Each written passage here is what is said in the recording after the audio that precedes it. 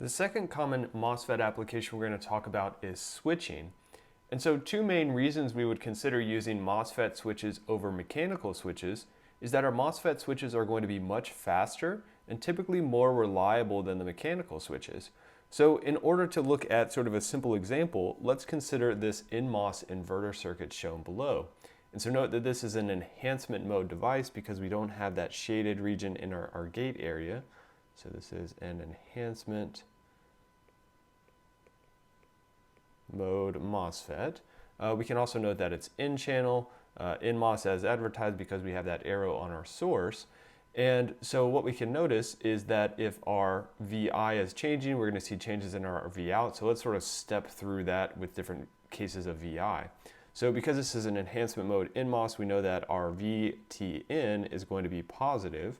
So if our VI is less than that VTN value, then we're going to be in cutoff.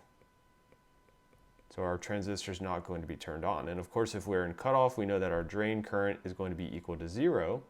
If our drain current is equal to 0, we're going to have zero voltage drop across that resistor RD.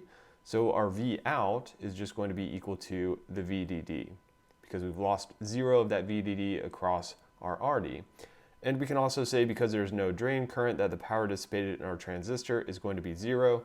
Now ideally we don't have any current coming into our gate, but in practice we might have some small gate leakage current, so it's not going to be exactly 0, but it's going to be certainly negligible. Okay, so now let's say we increase. So let's stop there for a second. Let's say, our VI less than VTN, so we could say that's sort of like a logic 0, and we see we get a high output, so that's like a logic 1. So there's our inverting behavior. So now let's see what happens as we increase that VI. So if our VI becomes greater than the threshold voltage, so that's a DC value, then initially we're going to be in saturation if we just have a value of VI, just right above our threshold voltage. So initially we'll be in saturation, but if we keep increasing that, so keep increasing VI, then we're going to move into non-saturation. And we'll go up and take a look at the load line. I think is an easier way to see that.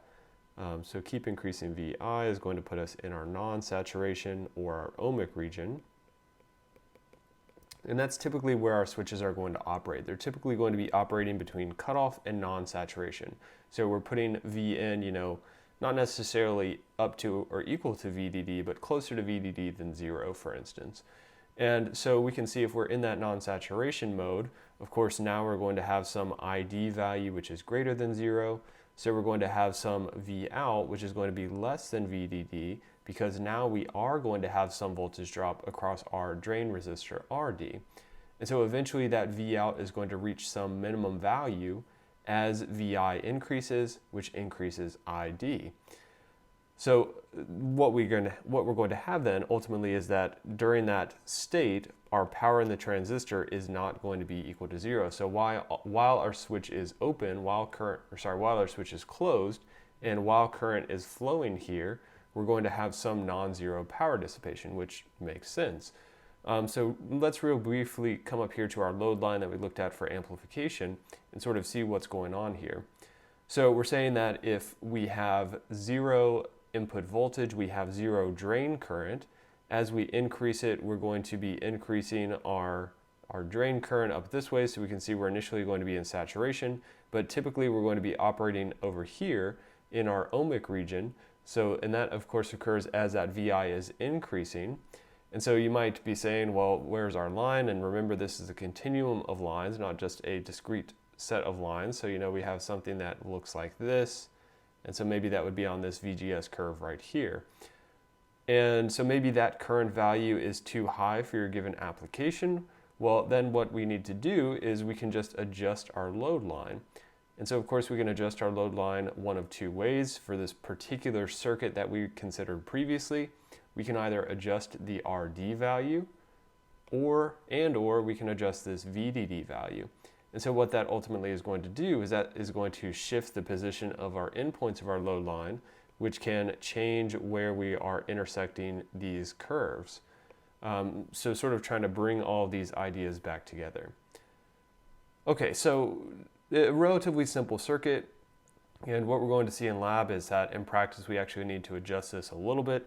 We need to have a input resistor in our gate to help reduce some non-ideal effects. We also need, so we need to add a resistor there. We also need a pull down resistor between our gate and ground. And so again, we'll talk about that a little more in a lab exercise.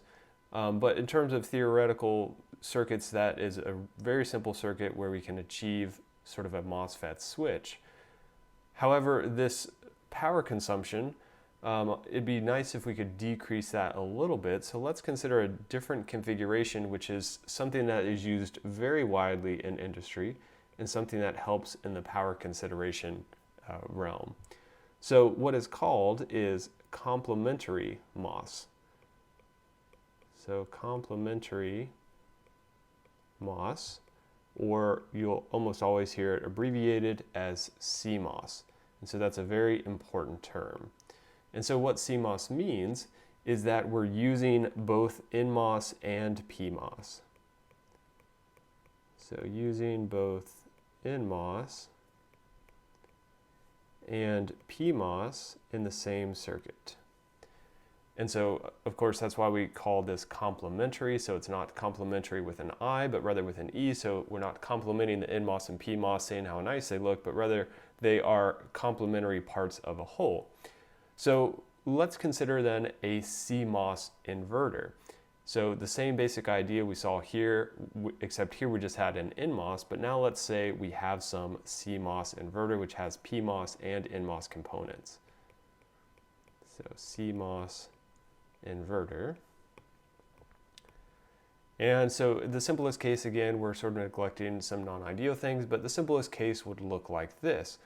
And so note in the top, we have a PMOS device. So up here, and let me do different colors to sort of help us distinguish.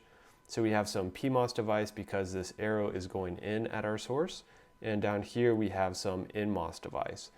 And let me switch to a different color. Actually, let's just go ahead and talk about our PMOS. And so both of these are enhancement mode devices. So for our PMOS, that means our threshold voltage is going to be negative. And let's go ahead and draw some key things over here. So the main one we're going to be focusing on is our drain current. So we can say we have some I sub dP, so drain current in our PMOS. We'd also be interested in our source to gate voltage because that's going to help us determine sort of what mode we're in. We're not going to analyze the circuit too much. And we're also going to be interested in this source to drain voltage. Okay, so then down in the bottom, we have our NMOS. And we know that this is an NMOS because we have this arrow coming out of our source terminal. Again, if it's an enhancement mode device, we're going to have a threshold voltage that's greater than 0. And the main thing that we're going to be interested in is our drain current. So this is going to be IDN. Of course, we're also interested in our gate to source voltage because that's going to determine our operating mode of our MOSFET and also our drain to source voltage, so VDSN. Okay, so let's sort of note a couple things about this circuit before just talking about the overall operation. So we can see that the input voltage over here is connected to both of our gates, so both the NMOS and the PMOS, and then the output voltage is defined as being in between the two. So again, we're not going to go through the detailed analysis, but what we can show is if we have a low input, so let's just say it is 0, so let's say we have VI is equal to 0, then what that's going to give us is our NMOS is going to be cut off. And so if our NMOS is cut off, that means that our drain current in our NMOS is going to be 0. So we can think of this as being like an open switch. It's not allowing current to flow. And what we're going to see is that our Vout is going to be VDD. So Vout equals VDD. And so I've kind of gotten ahead of myself. Let me write one other thing here. So because this drain current is 0, well, we see that our PMOS and our NMOS, the drains are connected, so our drains are connected, and our drain current, remember, is essentially equal to our source current because we're assuming we have ideally 0 current associated with our two gates. So if we have a drain current for our NMOS equals to 0, that means our drain current for our PMOS is also equal to 0. And based on this, we know that our Vout is going to be VDD. So we don't have any voltage drops across the source to drain junctions. And so again, we see that basic inverter operation in that we have a low input and a high output. So we could also see a similar thing for our logic high input. So if we have a high input, and so let's just say we take that all the way up to VDD. So let's say VI is equal to VDD. What we would see in this case is it turns out that now our PMOS is cut off, because remember our threshold voltage is negative. So if our PMOS is cut off, then that means that we're going to have IDP, our drain current in our PMOS, equal to 0. And so the same argument of the two transistors being sort of connected in series with the drain currents connected, we also have then that our IDN must equal to 0. And so what we would find out as well is that in this case our Vout is going to be approximately 0. And we see that basic inverter operation of high input, low output. Again, we've kind of glossed over some of the basic analysis there. I'll state here in a little bit where you can see more of that in the textbook if you're interested. So the important thing to note though is because we have 0 current in both of these stable conditions, we're going to have ideally, in sort of the theoretical case where we're neglecting our gate currents, we're going to have 0 power consumption in our two stable states. So 0 power consumption in our stable states. And so again, let me write our assumption is we're assuming that our gate currents are equal to 0, and we know really they're not, but it's certainly close enough that, you know, it's a good approximation to first order. And so the only power consumption then is occurring as we're switching between states. So only power consumption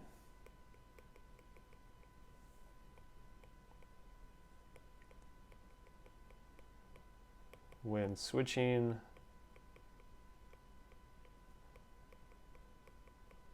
between states. And so ultimately it is a little more costly and a little more difficult to process this CMOS logic. So we've looked at just a simple inverter, but the same idea applies to all types of different logic gates and processing. So it's a little more costly, it's a little more complicated. However, it's definitely worth the effort and the cost just to get this relatively small, essentially 0 power consumption in the stable state. And the reason that is you can think about, sure, for one discrete inverter, so you know, comparing this CMOS inverter to this NMOS inverter, we might not be talking about much power in this case here. However, keep in mind for integrated circuits, for microchips, we have literally billions of these transistors on a chip. So even if we have some very small power, if we're multiplying that by 1 billion, that certainly begins to add up, and it's going to become a limiting factor in our design. So that's why CMOS is such an important design technique. So if this type of stuff is interesting to you, particularly this digital logic and using our MOSFETs for sort of more of the computing side of things, then I would encourage you to look in the later section in our textbook, which is on page 1170 to 1178.